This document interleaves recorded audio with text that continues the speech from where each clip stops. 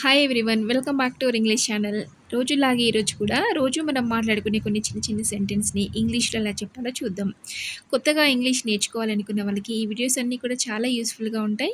Video ఎక్కడ skip చేయకుండా end వరకు చూసి తప్పకుండా ఒక లైక్ చేయండి. అలాగే ఛానల్ని సబ్స్క్రైబ్ చేసుకోవడం మాత్రం అస్సలు మర్చిపోతూ. ఇప్పుడు ఫస్ట్ సెంటెన్స్ వచ్చేసి, దీనిని ఇక్కడ ఎవరు పెట్టారు అని అడుగుతుంటాం కదా, అలాంటప్పుడు who put it here, who put it here అని ఇంగ్లీష్లో అడగాలి. అలాగే ఇది చాలా ఎక్కువ, మనం ఏదైనా వస్తువు కొనేటప్పుడు కానివ్వండి, లేదా ఎవరైనా మాట్లాడుతున్నప్పుడు అంటూ ఉంటాం కదా, అలాంటప్పుడు it's too much, it's too much అని ఇంగ్లీష్లో చెప్పాలి. అలాగే ఎంత త్వరగా వీలైతే అంత త్వరగా అని చెప్తూ ఉంటాం కదా, అలాంటప్పుడు as soon as possible, as soon as possible అని చెప్పాలి. అలాగే ఒక నిమిషం ఆగు అని చెప్పడానికి wait a minute, wait a minute అని చెప్పాలి. అలాగే నెక్స్ట్ సెంటెన్స్ వచ్చేసి, నాకు కోపం తెప్పించకు అని పిల్లలతో అంటూ ఉంటారు కదా తరచుగా, అలాంటప్పుడు ఇంగ్లీష్లో don't make me angry, don't make me angry అని చెప్పాలి.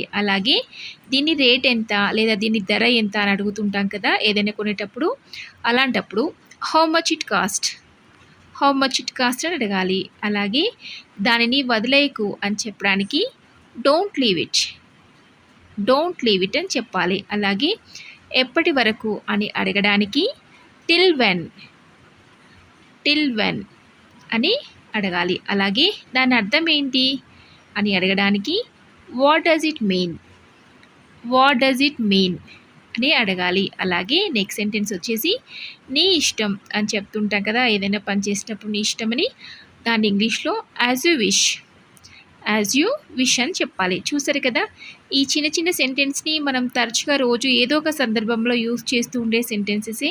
మీరు కూడా వీటినన్నిటిని నోట్ చేసుకొని అవసరాన్ని బట్టి ఇలా ప్రాక్టీస్ చేస్తున్నట్లయితే చాలా ఈజీగా మనం ఈ సెంటెన్స్ని నేర్చేసుకోవచ్చు.